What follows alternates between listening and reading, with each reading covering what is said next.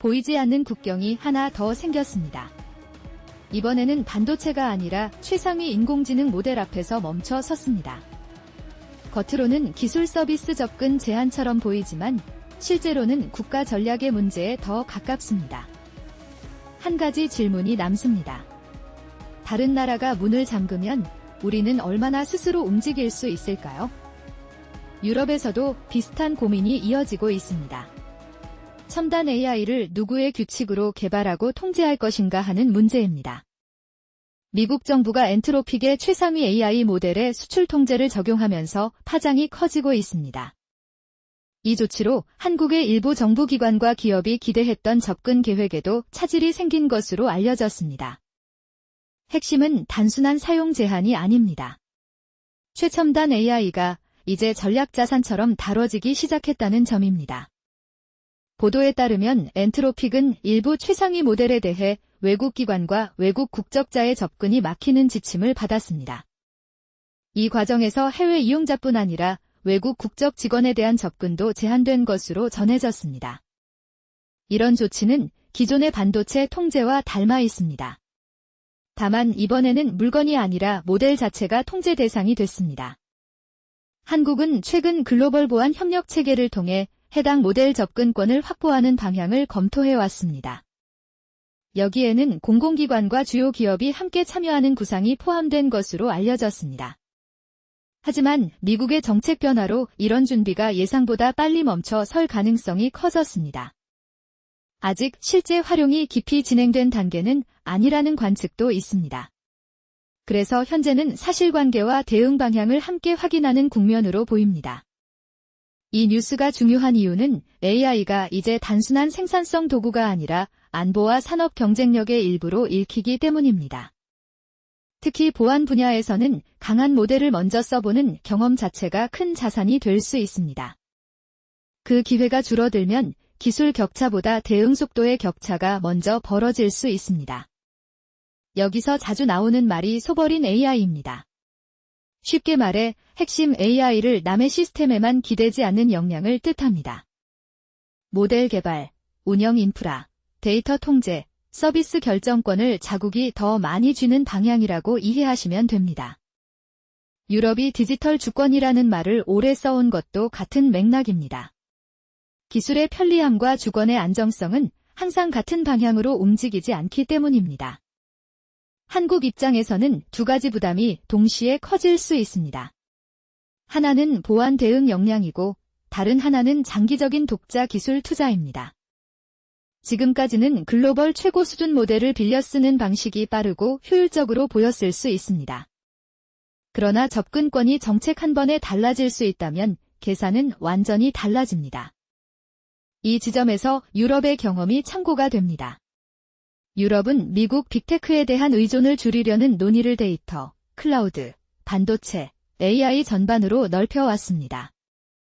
아직 완전한 해답을 찾았다고 보기는 어렵지만 적어도 의존의 비용을 먼저 계산하고 있다는 점은 분명합니다. 이번 사안은 특정 기업 한 곳의 결정만으로 보기 어렵습니다.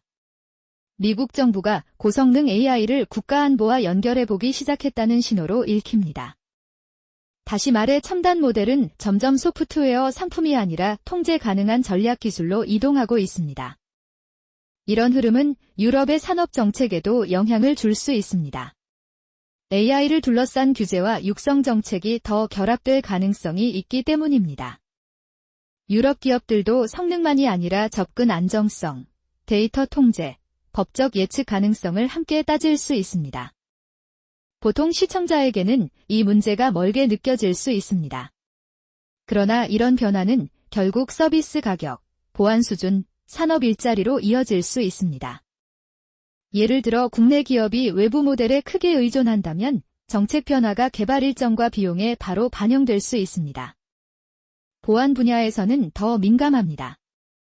위협은 빨라지는데 방어 도구 접근이 늦어지면 대응 격차가 커질 수 있기 때문입니다. 물론 반대 시각도 있습니다. 최고 수준 모델은 위험도 큰 만큼 강한 통제가 필요하다는 주장입니다. 특히 보안 장치를 우회하는 이른바 탈옥 가능성이 제기되면 규제 당국은 더 보수적으로 움직일 수 있습니다.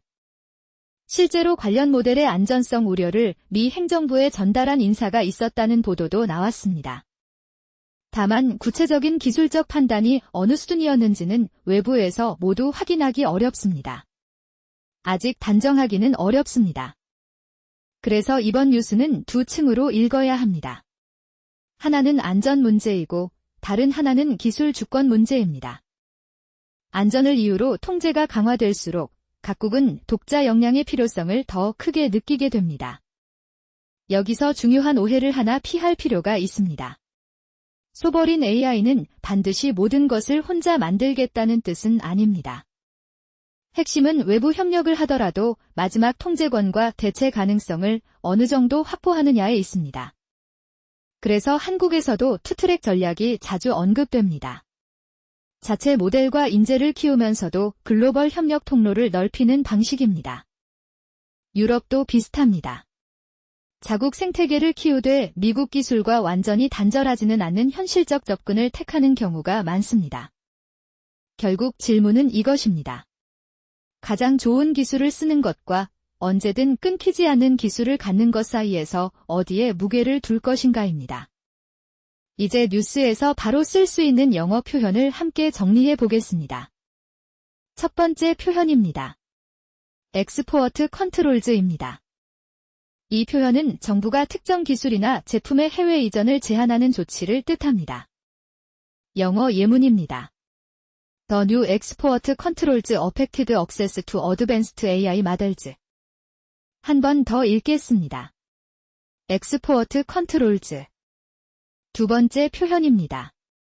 Strategic asset입니다.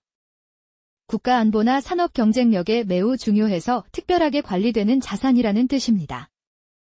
영어 예문입니다. Some governments now see advanced AI as a strategic asset. 다시 들어보겠습니다. Strategic asset. 세 번째 표현입니다. Rely on outside technology입니다. 외부 국가나 외부 기업의 기술에 기대는 상황을 말합니다. 영어 예문입니다. Relying on outside technology can create hidden risks. 짧게 반복하겠습니다. Rely on outside technology. 네 번째 표현입니다. Remain cautious입니다. 상황이 불확실할 때 서둘러 단정하지 않고 신중한 태도를 유지한다는 뜻입니다. 영어 예문입니다. Officials remain cautious while checking the facts. 다시 한번 읽겠습니다. Remain cautious. 다섯 번째 표현입니다. Signal a change입니다. 어떤 흐름이 바뀌고 있음을 보여주는 신호라는 뜻입니다. 영어 예문입니다.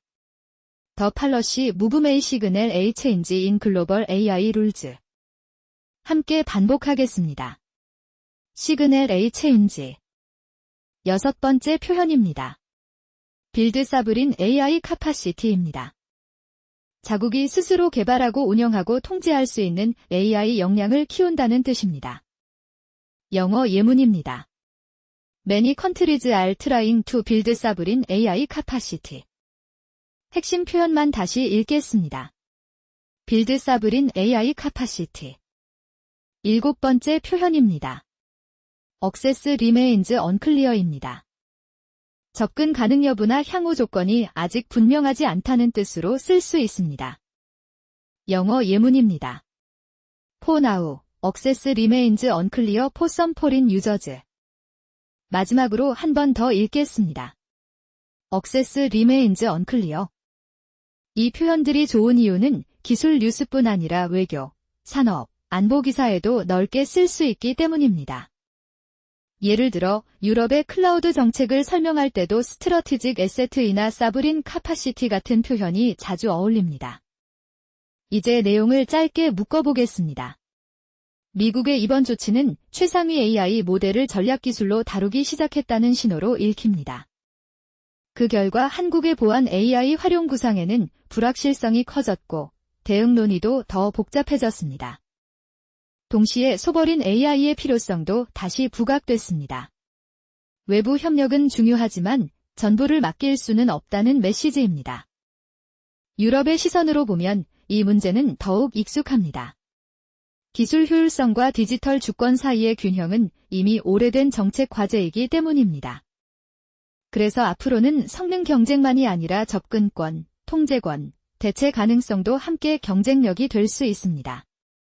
기업에게는 공급망 관리처럼 AI 의존 구조를 점검하는 일이 더 중요해질 수 있습니다. 정부에게는 인재, 데이터, 컴퓨팅 인프라를 따로 보지 않고 하나의 생태계로 연결하는 정책이 필요할 수 있습니다. 시민에게는 편리한 서비스 뒤에 어떤 기술 의존이 숨어 있는지 보는 눈이 더 중요해질 수 있습니다. 물론 독자 기술만 강조한다고 모든 문제가 해결되지는 않습니다. 비용과 시간, 국제 협력의 현실도 함께 고려해야 합니다. 그래서 현실적인 해법은 완전한 고립이 아니라 의존의 위험을 줄이는 방향에 더 가까울 수 있습니다.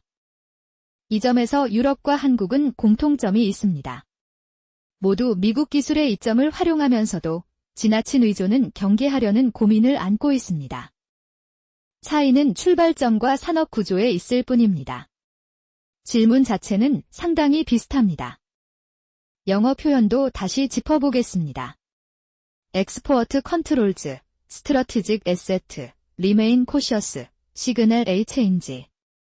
그리고 Rely on Outside Technology, Build Sovereign AI Capacity, Access Remains Unclear도 기억해 두시면 좋겠습니다. 짧게 따라 읽어보셔도 좋겠습니다. Strategic Asset, Build Sovereign AI Capacity, Access Remains Unclear. 이번 뉴스는 하나의 서비스 제한을 넘어 누가 미래의 AI 문을 열고 닫을 것인가를 묻고 있습니다. 여러분은 앞으로 더 중요한 기준이 무엇이라고 보십니까? 세계 최고 성능일까요? 아니면 스스로 통제할 수 있는 안정성일까요?